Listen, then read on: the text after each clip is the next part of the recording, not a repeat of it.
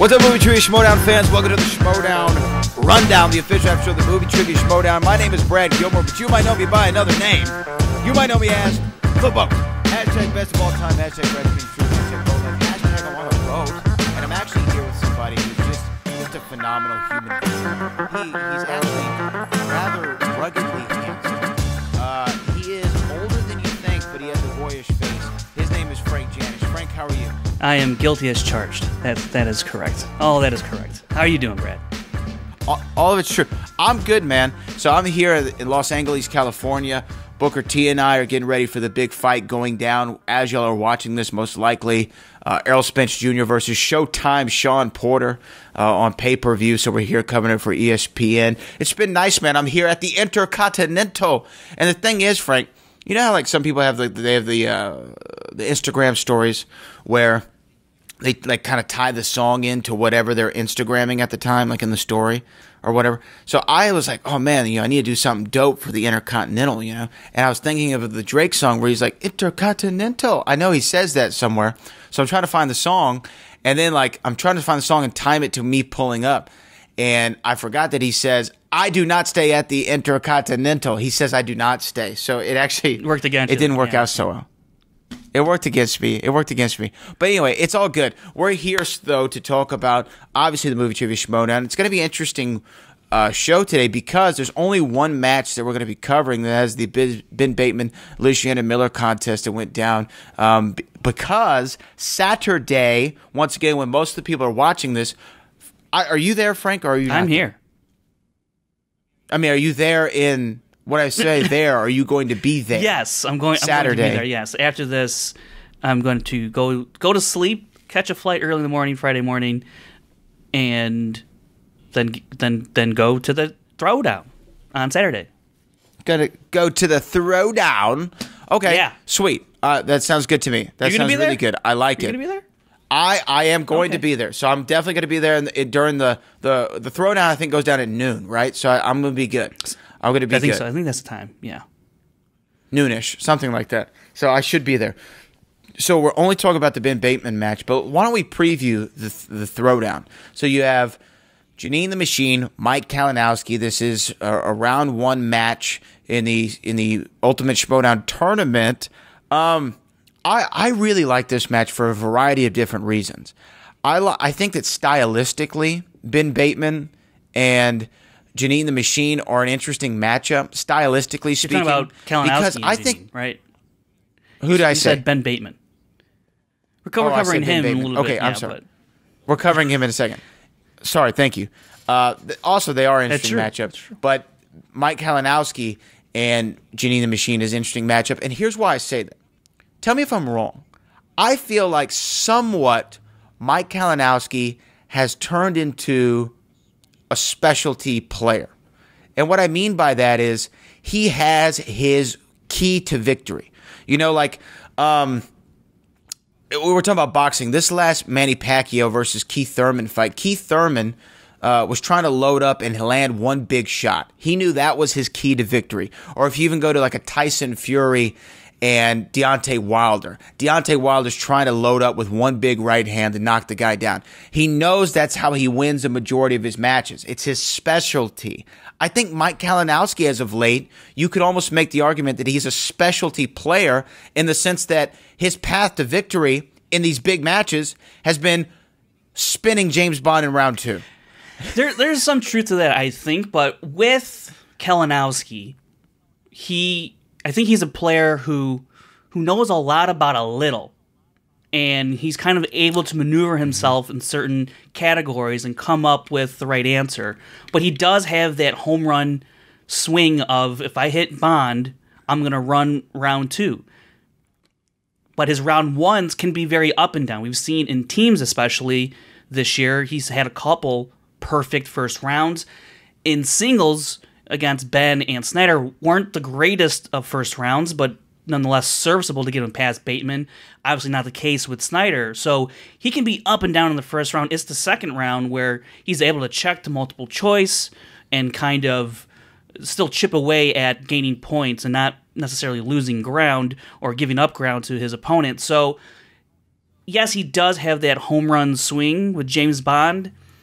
It obviously happened to him in the most opportune time against the Shire Wolves. It happened last time against Janine. In fact, he also got opponent's choice in his favor, in which he gave Janine Tom Cruise, I believe. So he's gotten favorable things to go his way. And I said this last week. There's a little bit of luck involved in great runs. And that's not to discount the quality of the player. You just have to be a quality player to take advantage of those lucky times, or those lucky spins. And he's been able to do that, and this is where he's at. And so, of course, I think he's going to be a little bit more favored against Janine, just because it's not a heavy favorite, in my opinion. It's very close, because that first match against Janine, forget about it. That match doesn't mean anything in terms of can he beat Janine. I still don't know, actually, if he can beat Janine head up. Does he have to rely on spinners and opponents to beat Janine? We're going to find out on Saturday. Oh, we're definitely going to find out on Saturday. Now, I brought up, though, the specialty aspect of it because of this. I don't know how many of these streams that you've gotten to see this week on the Schmoedown Entertainment Network, but there was one that went down with Mark Ellis. Right. And Kate Mulligan and Christian Harloff, where they spoke about this a little bit. So I think you already know where I'm going with it. But there was an idea floated out for a rule for Season 7 where you cannot select, a favorable category more than 2 times in a row. At least that's kind of what they're considering at this time. That's the proposed idea. So, for instance, if I'm not explaining it correctly, like for Mike Kalinwoski, if he selects Bond against Janine and wins, and then he gets Bond against whoever his round 2 opponent is, he can't, Roca, he can't then do it again in the next round. Semifinal. So he couldn't do it for the semifinal. I do like this rule. I do, because while you don't always hit the categories you place on the wheel, it's going to make you very wary in terms of when to put it on the wheel. Even though it's not a guaranteed you're going to hit that category, you're going to have to think long and hard about, do I want to put Bond in my first round match? Now, maybe you want to do that, and then come to second match. Let's say you win. Let's say this rule was here this year, right? So he puts it up against Janine. Let's say he beats Janine.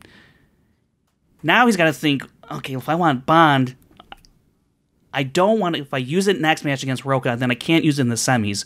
But then I can use it again if I get to the finals.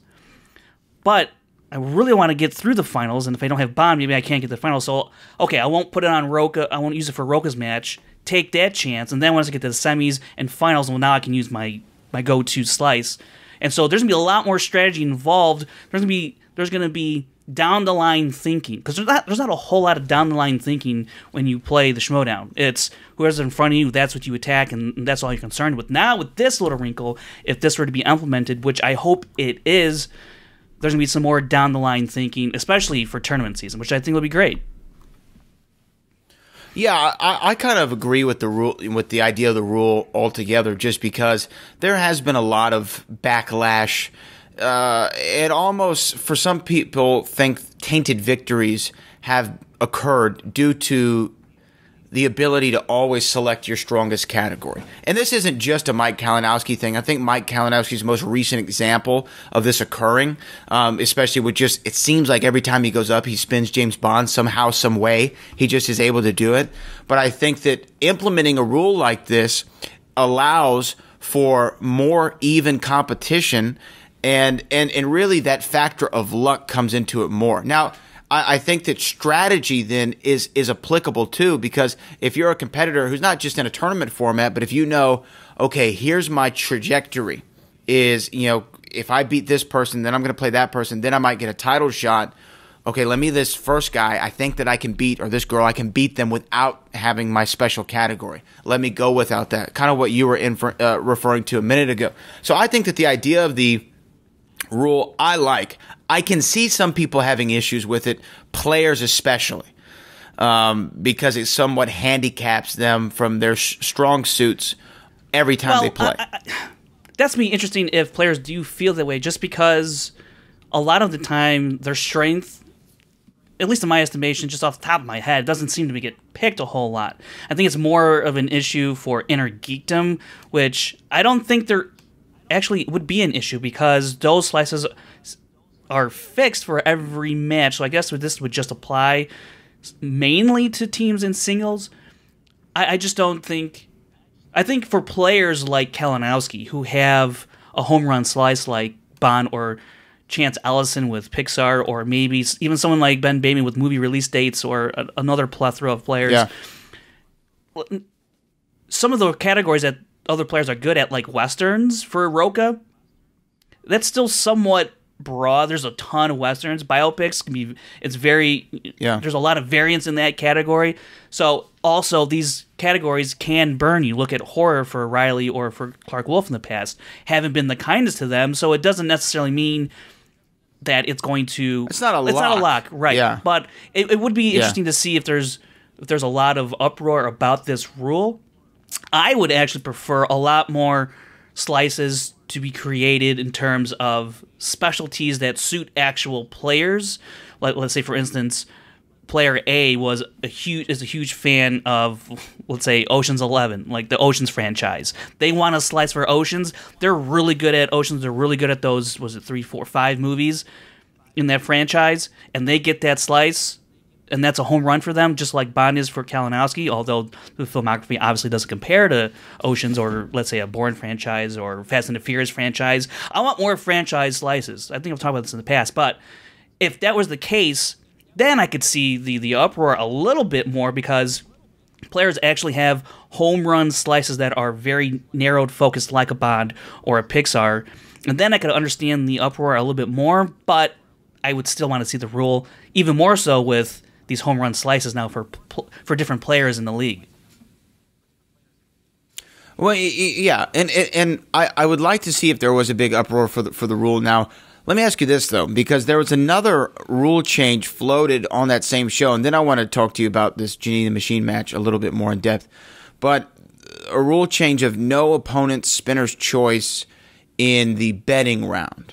So if in a 5-round format, if the champion elects for spinner's and opponent's choice to be on the wheel for round 2, some people are saying, well, it shouldn't be allowed on round 3. Now, the most recent example of this is, of course, the Paul Oyama contest, where Paul Oyama, of course, almost controversially put opponents and spinners on the wheel, and then in round 3, betting round, he actually gets spinner's choice and was able to pick his category, which I think was Harry Potter, and Jeff Snyder almost was, first of all, taken aback by it, wasn't aware of the exact rule, and then complained somewhat about it. So where do you sit? Should opponent spinners remain on the wheel in round 3, or should they eliminate it? I think they should keep it. I do. I think they should keep it because here's why. It's fun to watch. It's fun to watch if that player is going to hit spinners or opponent's choice in the 3rd round. It's just fun to watch. I mean, it's plain as that. It's plain as that.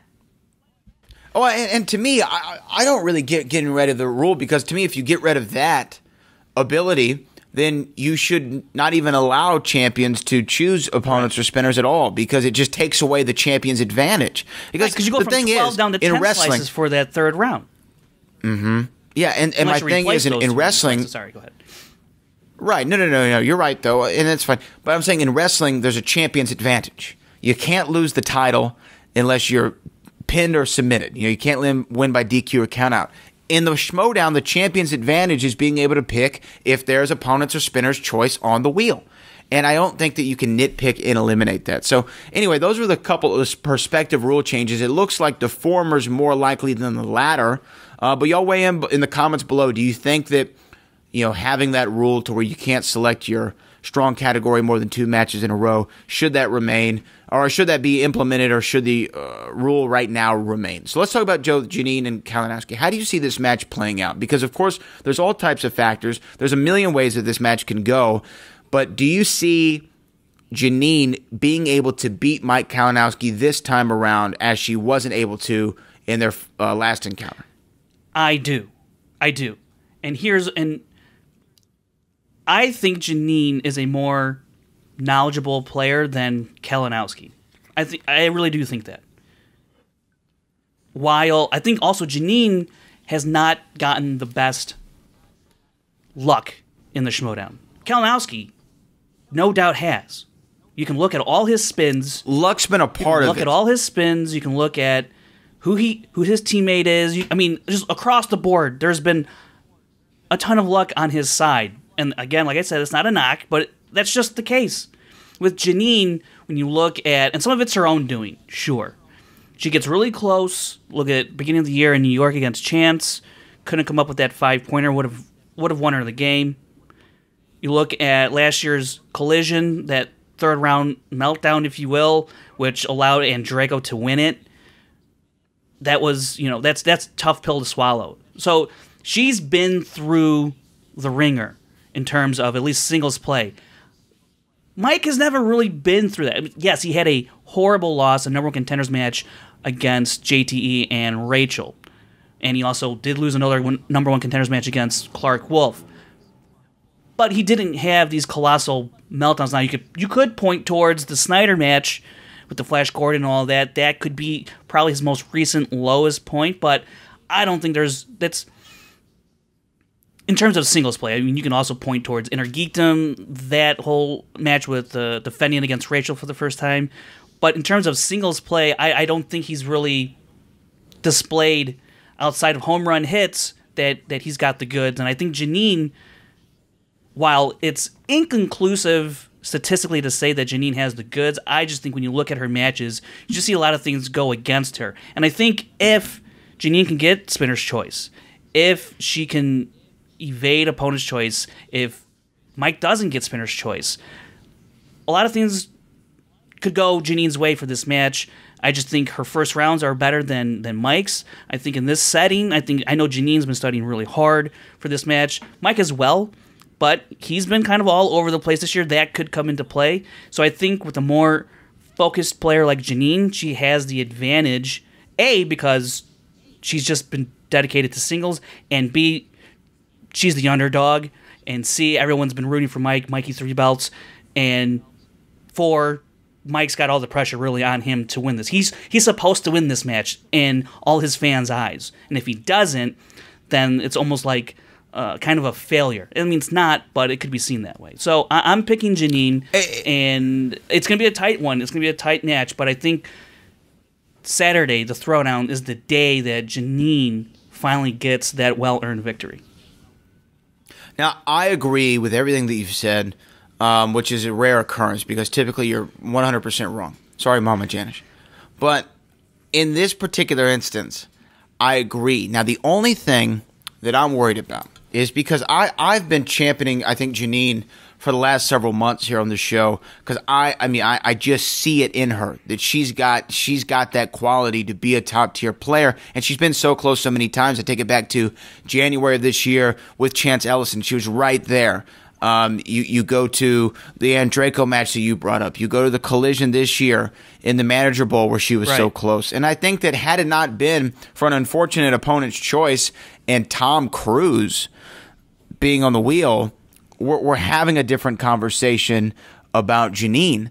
And it always seems to be one question or one spin of the wheel or one little thing that happened that completely altered her trajectory.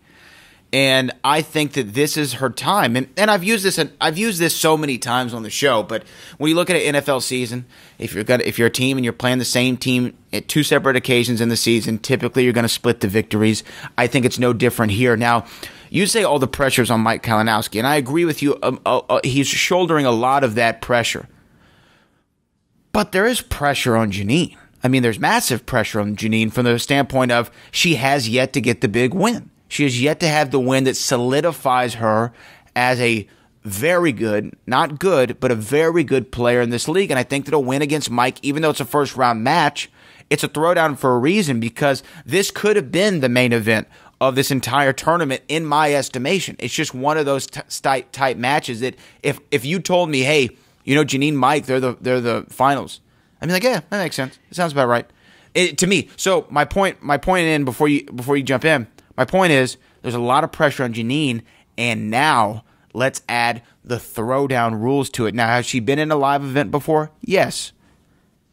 Was she rocked at all in that main event? I don't know. I didn't talk to her about it. She had a very confident entrance, but could she have been a little bit thrown off by being live on a stage? Yeah. So I'm just wondering how much the throwdown aspect of it being live is going to weigh in on both competitors. But Mike, at this point, I mean, he almost exclusively competes in live events. So that's why I'm a little bit more concerned with how Janine is going to receive it being in a throwdown format. That's my only thing that I'm worried about. I agree with you everywhere else. I think she wins this match. I'm nervous about it being live. There's obviously some pressure on Janine. There's always pressure when you go into a match like this, especially a tournament match. I just think there's way more pressure on Mike because he has 2 belts.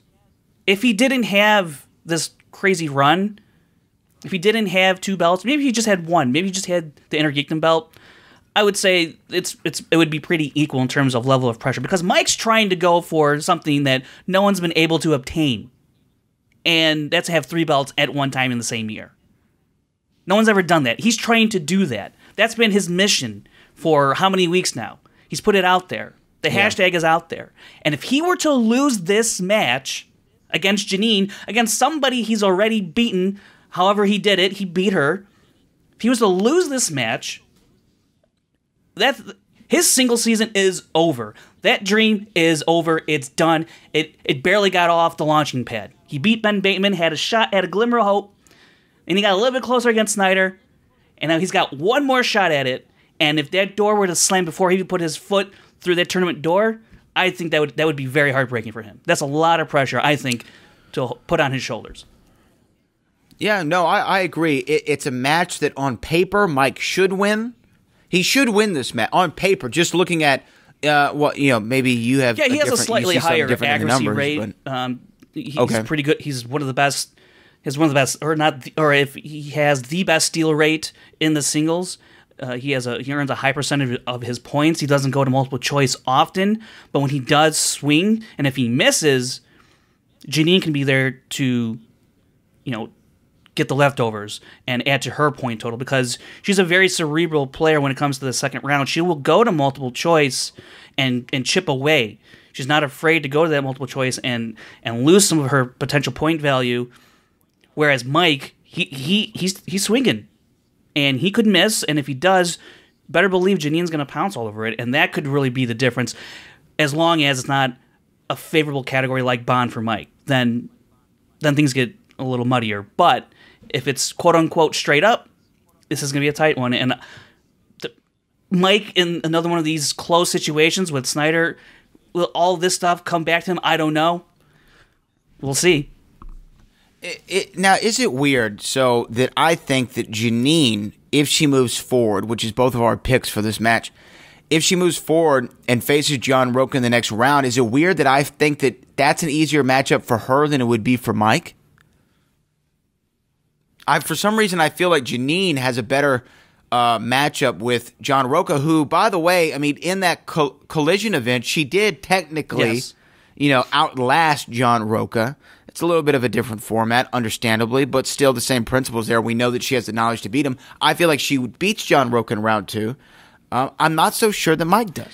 It's interesting because with this match for Janine, there's more fire to beat Mike than there will be to beat Roca. She's going to want to beat Roca for sure. But the fire, the desire to beat Mike, will be no greater than it is right now against any other opponent. So if she got to face John Roca, I think it'd be another squeaker, to tell you the truth, because John, he's played pretty well this year. But he also relies a lot on multiple choice, and he's very good at it when he goes multiple choice. So it's kind of a similar game that Janine's been playing. So it'd be very interesting to see that matchup. Again, with Mike, he goes for the big swings. And so Roca, if he just plays his game against Mike, I think he could weather whatever storm there is and come out victorious. Now, Kalinwoski, he could also just win straight up as well. He has that potential, for sure. It must sound funny to some people that I keep favoring everyone else other than Mike Kalinwoski, and I get it. Well, I mean, you're a bit of a hack, to be honest with you. I mean, you're only picking people against Mike Kalinwoski. I mean, who's he really played though? Who has he really played up to this year. Up to this year? So well, I mean, that's kind of unfair. Well, because what else are we supposed to judge his singles career on? His team's performance? When he was at DC Movie News, he wasn't really that good. He was serviceable. No, you judge him. You judge him on what he should. Look, there's a reason why people say, "What have you done for me lately?" Let's talk about November 2nd.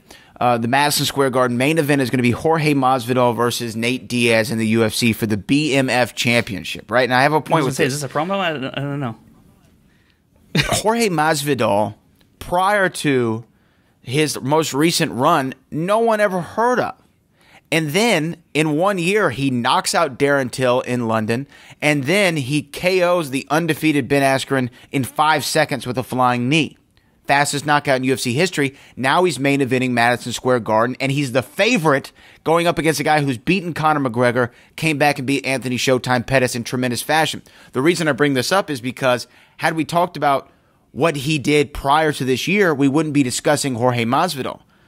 But what he's done this year has been so incredible. He's had a meteoric rise to the top, and he's one of the guys at 170 that you got to talk about being the next champion of the world. Same thing with Mike Kalinwoski. Mike Kalinwoski, across the board, has proven that he is a phenomenal player this year, especially one by beating Rachel Cushing, both in Inner Geekdom and in teams, beating the Shire Wolves, retiring the Shire Wolves, honestly. I mean, I know they were retiring anyway, but beating them in their retirement match for the titles means something.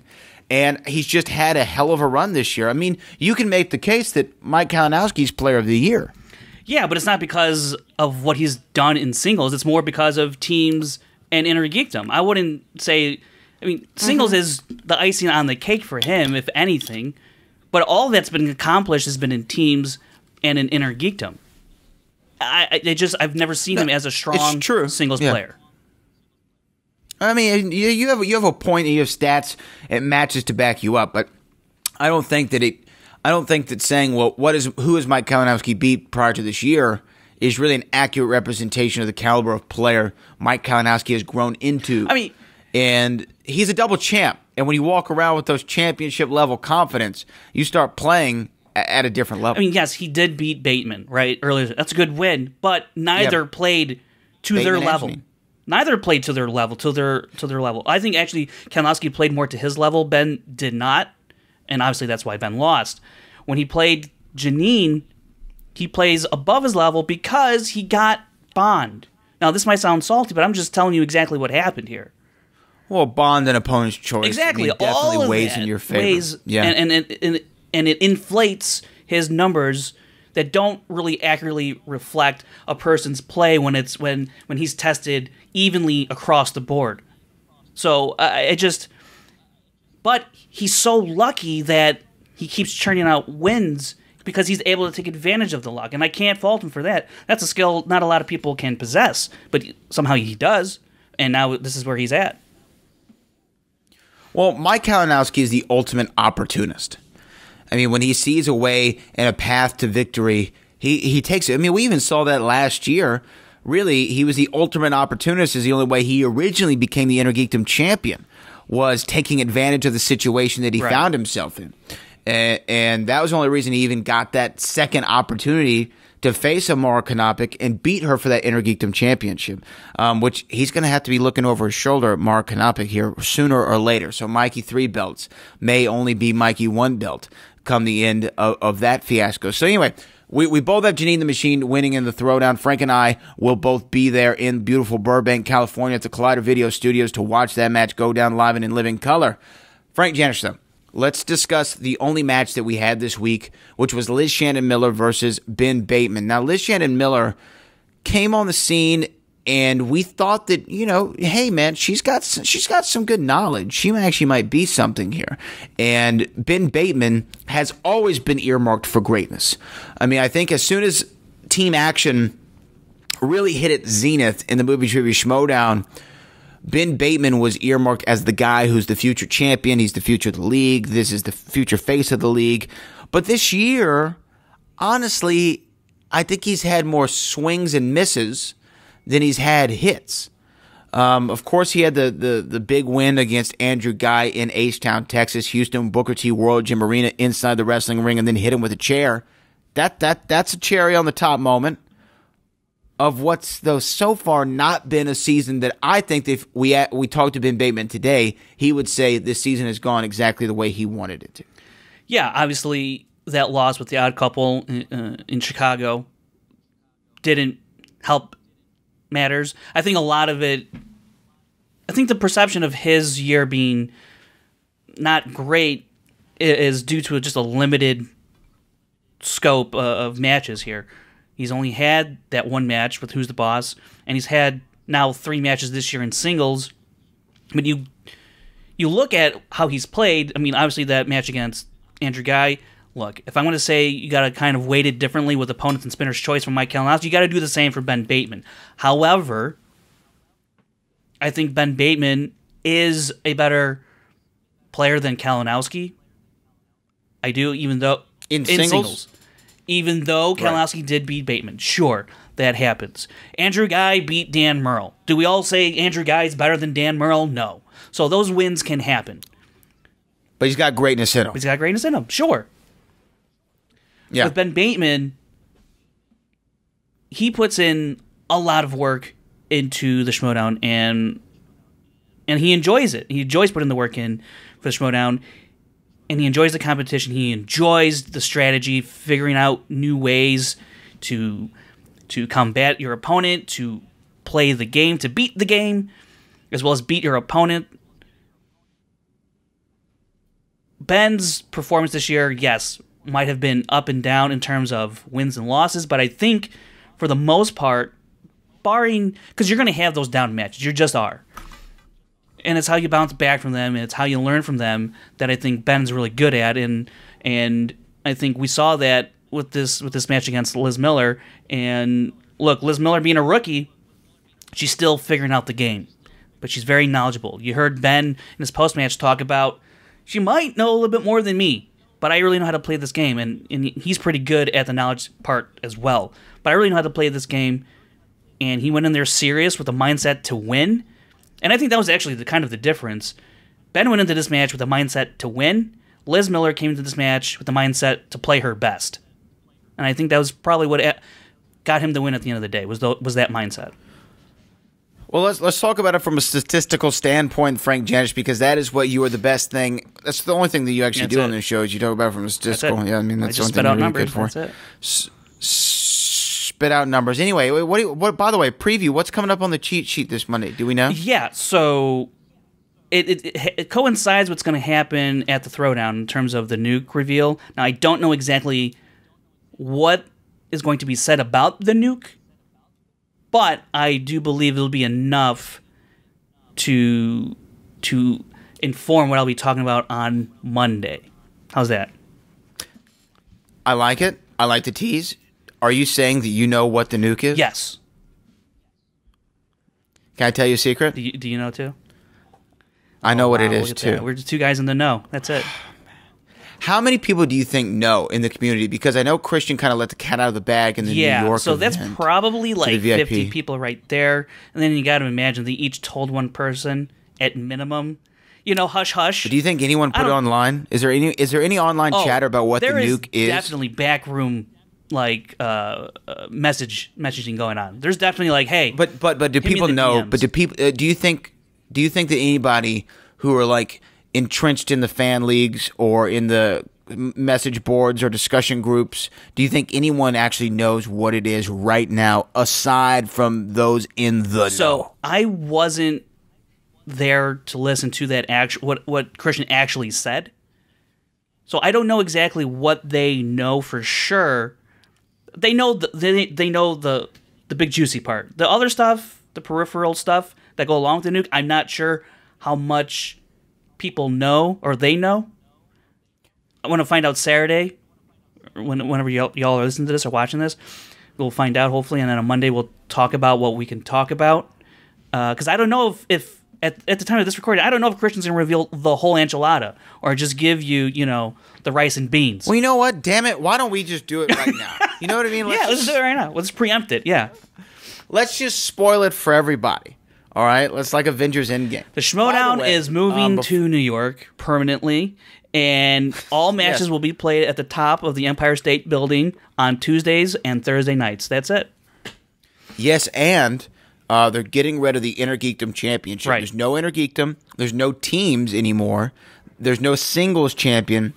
They're actually, all those leagues are only going to play for a cup at the end of the year, and the only championship that's going to be in the league is the Star Wars Championship belt. That is the only thing that is going to go on next year in Season 7 of Movie Trivia Schmoedown. I think it's a great idea. You know what I mean? I think it's a really good idea. I think that there's enough meat on the bone in those almost nine films in this, I guess, the Skywalker trilogy and then the peripheral Star Wars stories. I think there's enough there to, do a whole season on. We have enough players that know their stuff that can compete legitimately, and no problem at all. It's smooth sailing.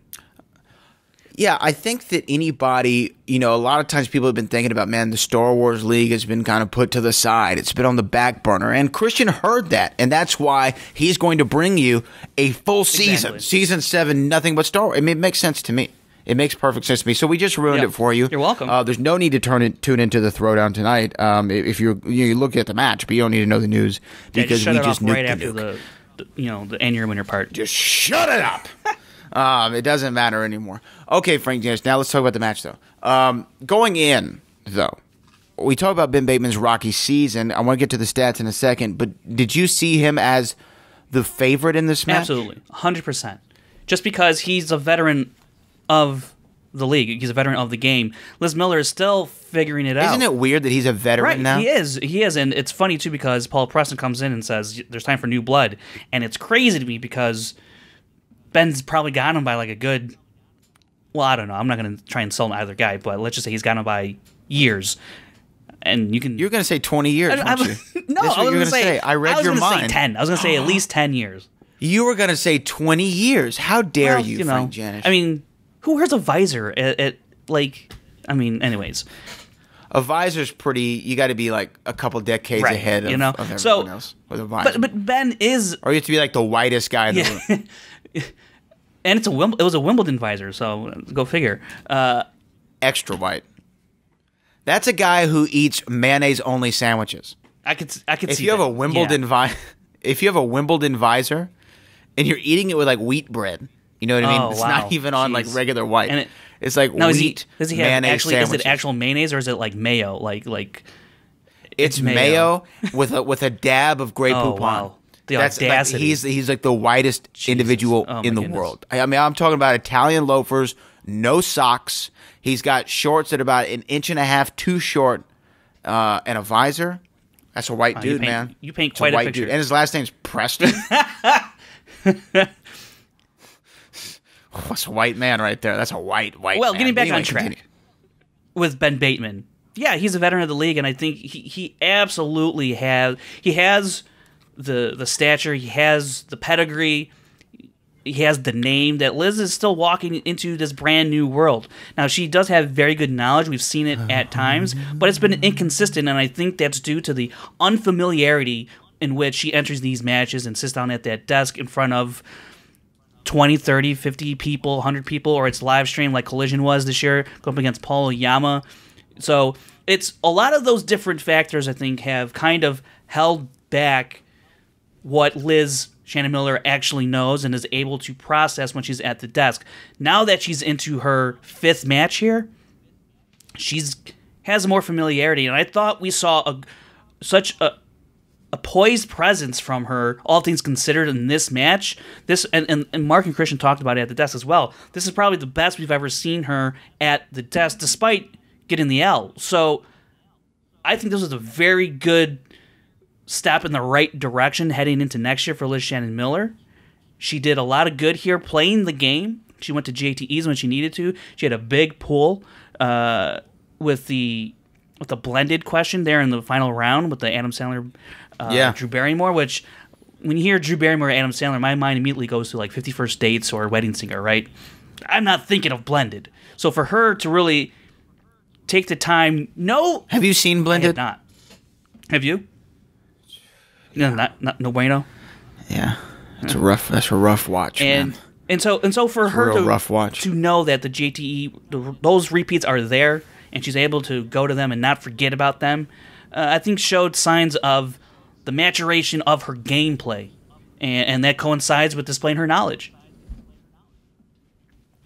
No, I think that you make a lot of great points there. I think that going back to Ben Bateman being a veteran of the league, not only is Ben Bateman a veteran of the league, the guy is motivated, and I've talked about it, and I'm sure when I see him, we might even have to have a conversation about it. But I think that his window at the time, prior to this match, I was like, his window is closing to jump on the current competition and get that championship, that ever-elusive championship. I thought that his window was closing just based upon kind of the slowness of his season.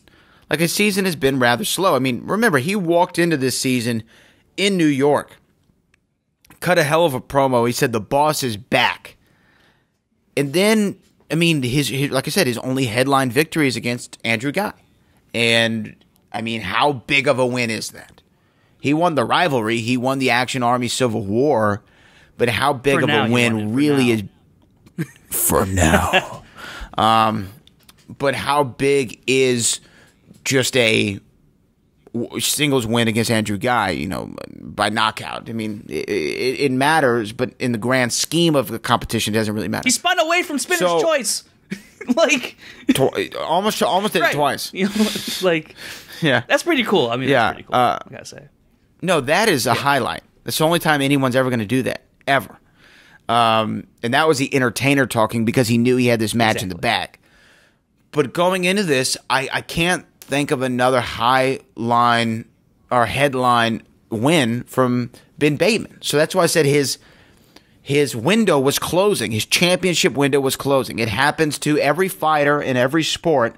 At some point you say, okay, this is their opportunity to win a title. If they don't win it here, then they're going to be a prize fighter from here on out. Not that that's a bad thing. You got to put bread on the table, but you're not going to be a championship contender.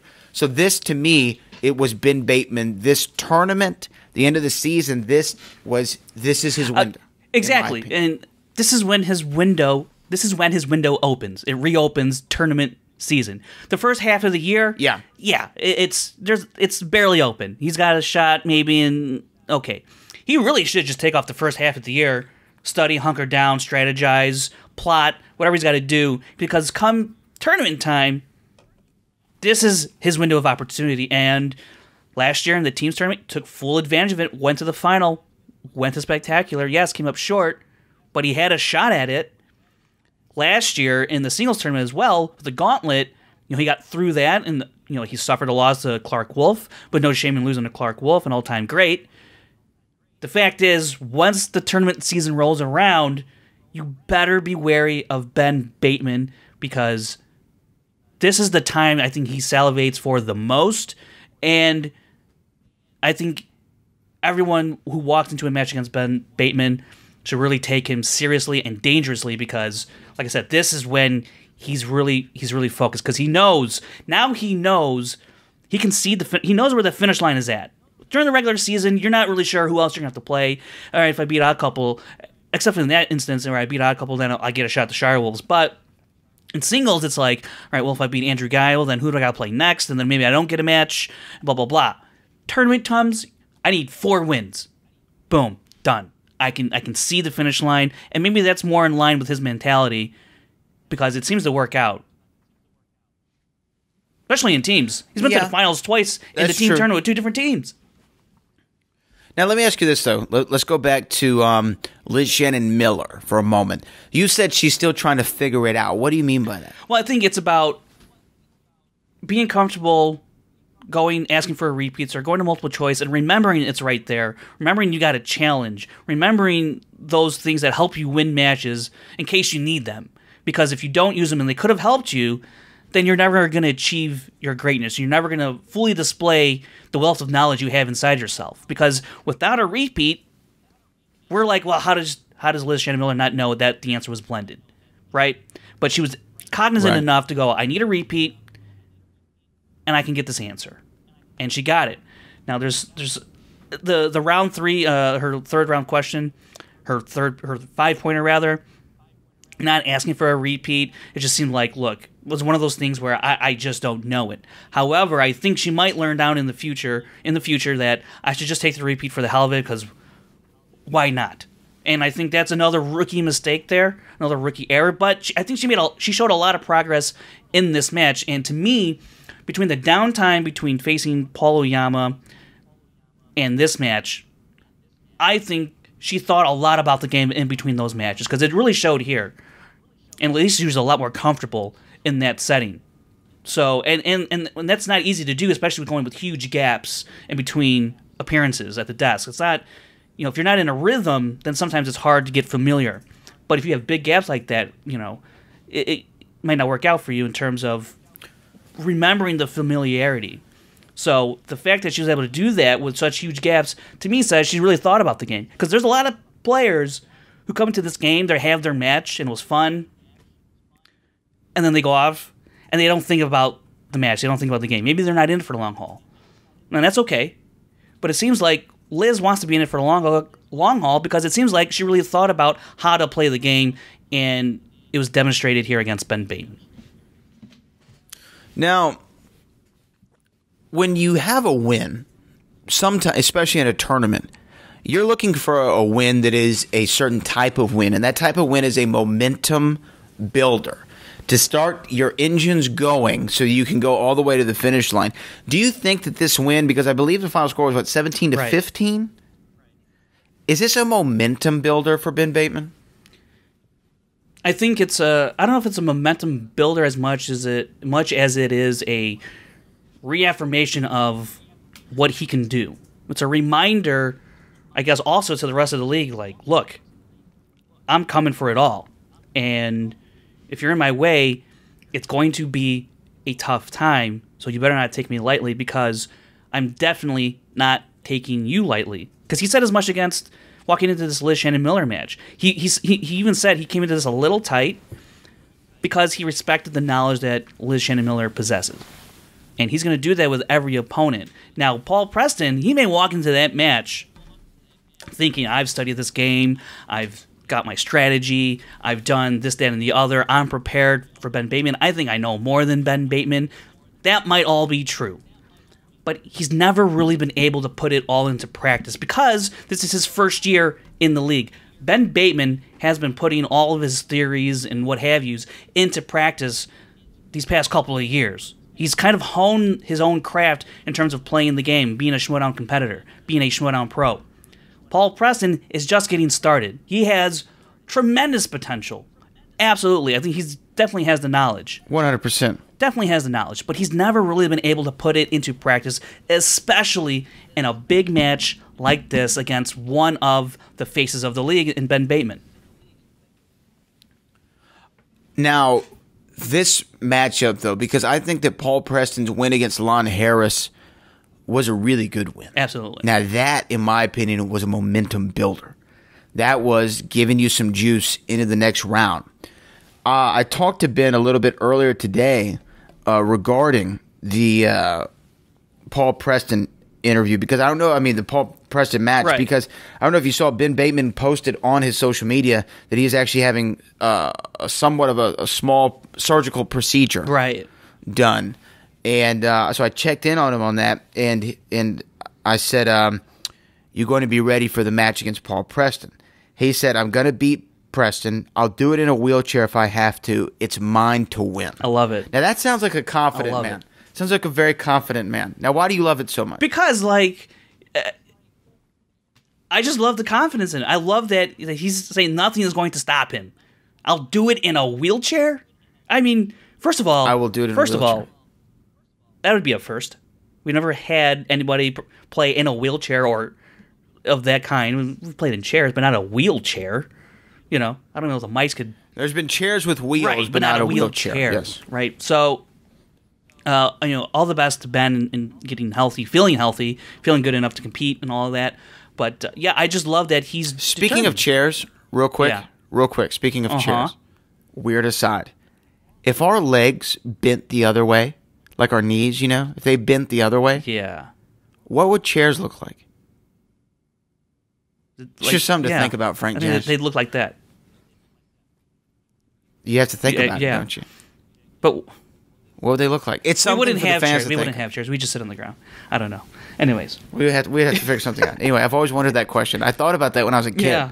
I was like, if my legs bent the other way, like Strange what kid, would this chair look like? I was a little off. we all were. Anyway, Ben Bateman, Paul Preston, though, your final prediction, who wins that contest? It's funny because at the outset of the tournament, I picked Preston to get to the final. I picked him versus Irwin, with Irwin winning it, I believe. But I'm telling you, I've heard some things over the past couple of weeks that What have you heard? I can't say. I've just heard things. Why? I can't say. What do you mean you can't say? I can't particularly say. Let's just say Ben is going to be fully prepared for this match against Preston. That I am sure of. I know Paul will be. But like I said, Ben has the experience of implementing gameplay into live matches. Paul, he's just getting started with that. And I think that's a huge thing for Paul Preston in this type of match, in this type of situation. So with that said, I believe Ben will pull off the victory. I do think that he's gonna do some damage in this tournament. Whether or not he can win it, it's going to really depend on how he plays against Paul. I think he still win, but I want to see how he wins, how he plays, what's the level of play in this match. And I think that'll help determine a little bit more how far he could go. Interesting. I don't like that you have secrets, Frank Janisch. I'll tell you. I really don't like it. Okay.